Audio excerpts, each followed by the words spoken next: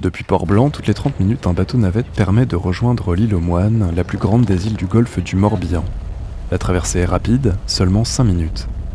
Parmi les secrets que réserve l'île, l'un d'eux a été gardé de nombreuses années. En 2022, Julie Chitli, journaliste Ouest France, répond à l'appel d'une personne cherchant des informations sur son oncle déporté pendant la Seconde Guerre mondiale.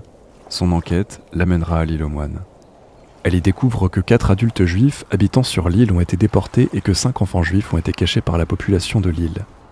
Tout cela à quelques coups de rame des côtes bretonnes occupées par l'armée nazie à l'époque. Après plus d'1 an d'enquête et une seconde année d'écriture, Julie Chitli a présenté le 27 septembre dernier son livre intitulé « Les enfants cachés de l'île aux Moines », retraçant cette période de l'île que certains habitants gardent encore bien en mémoire. À l'occasion d'une séance de dédicace, nous sommes allés à sa rencontre. C'était l'appel d'un neveu qui cherchait la trace de son oncle.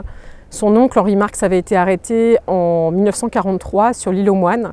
Il a été déporté ensuite à Auschwitz et il n'en est jamais revenu.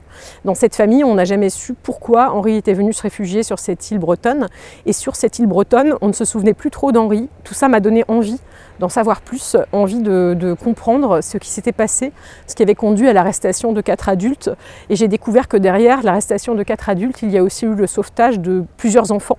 Et cette histoire largement méconnue, pour moi, c'est une façon de mieux connaître la grande histoire par des petites histoires, des destins, des parcours de vie qui ont été peut-être un peu oubliés et qui méritaient vraiment d'être racontés, d'être publiés, d'être diffusés largement, d'être connus par des jeunes générations, voilà, de se souvenir qu'on a pu, grâce à la solidarité, faire des miracles. Cette histoire, elle est aussi intime qu'universelle. En fait, elle vient raconter l'histoire de centaines de milliers d'enfants pendant la guerre. Elle nous montre à la fois le pouvoir de la solidarité, le fait que des gens qui décident collectivement d'aider peuvent changer la vie, le destin d'autres personnes. Sur les 4 adultes qui ont été arrêtés en mars 1943, 2 sont revenus vivants, Isidore Cohen et Violette Coasse.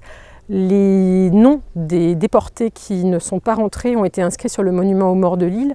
Donc tous les ans, le 8 mai, une cérémonie était organisée pour les victimes de la guerre et donc ces 2 réfugiés en faisaient pleinement partie.